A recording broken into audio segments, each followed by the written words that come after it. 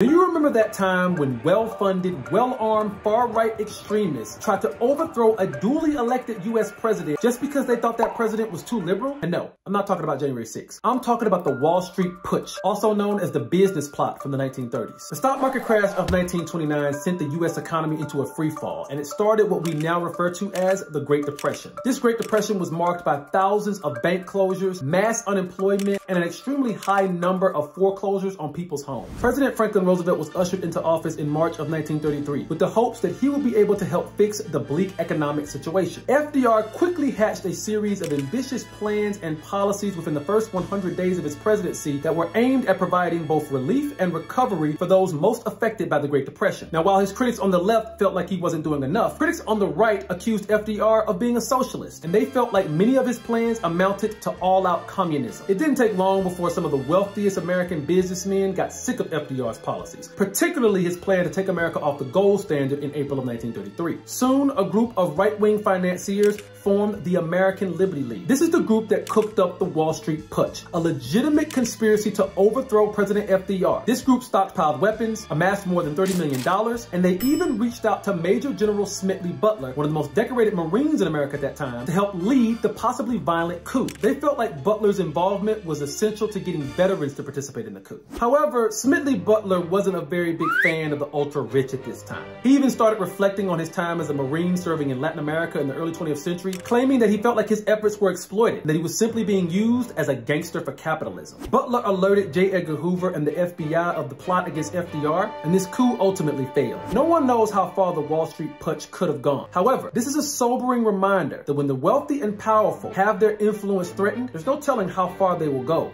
to stop that threat.